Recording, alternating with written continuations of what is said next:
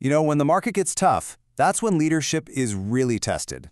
And right now, for a lot of real estate brokerage leaders, they're leaning on a strategy that's surprisingly common, but also incredibly risky. And that strategy? It's just hope.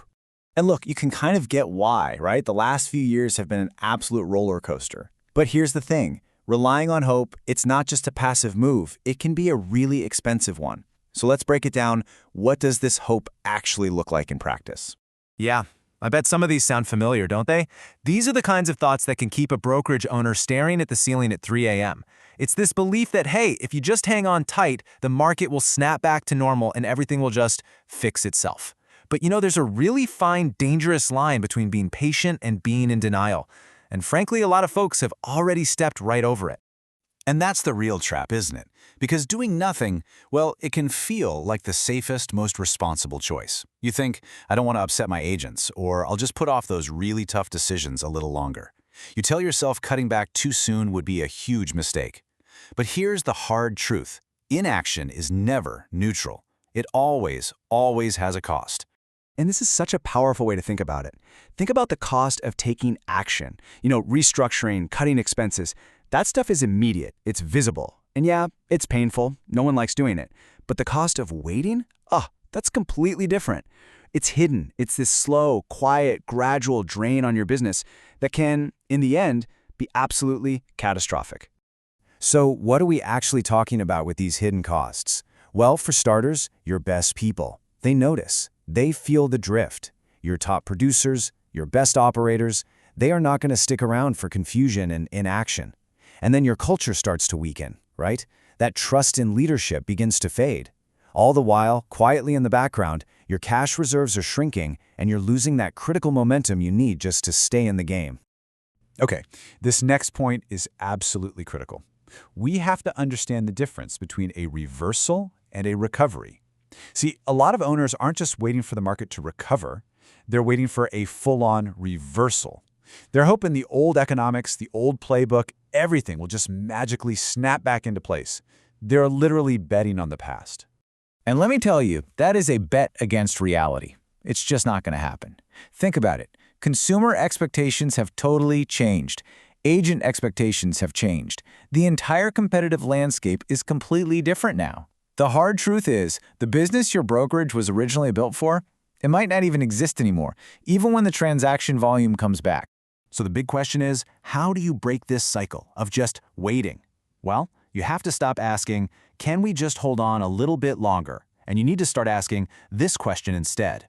Because this one question, it forces you to look at what's true right now, today, not what you're just hoping will be true someday.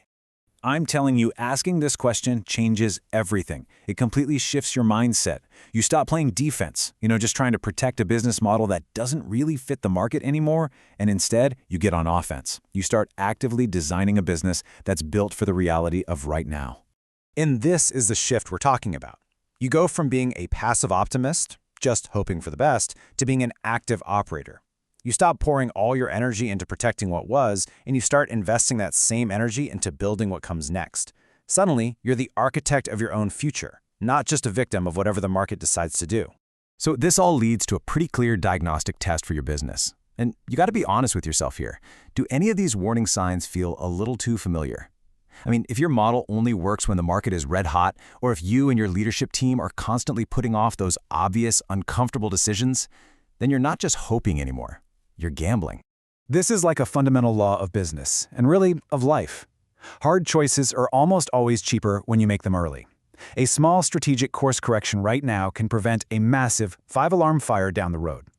See, taking action early gives you control. It gives you options. But waiting? Late action almost always happens when your back is against the wall, under intense pressure, when all your good choices have already disappeared. And let's talk about the upside for a second. Because taking action isn't just about avoiding disaster, it's about what you create. When you take decisive steps, it brings so much clarity to your team. It builds their confidence in you as a leader. It sends a powerful signal that says, hey, I'm awake, I see what's really happening, and we are building a business that can thrive in any market, not just the easy ones. So many leaders get paralyzed because they think the real risk is change. They're so afraid of making the wrong move, of shaking things up, of upsetting the status quo. But that's not the real danger. Not at all. The real risk is standing still while the entire world changes around you. The real risk is using hope as your business plan until you wake up one day and realize you have no other options left. So, ultimately, it really just comes down to this one choice. Leadership isn't about trying to avoid hard decisions. It's about having the courage to make them in time, because the cost is never zero. You're going to pay a price one way or another. The only question is, will you pay the price of change now on your own terms, or will you be forced to pay the much, much higher price of waiting later?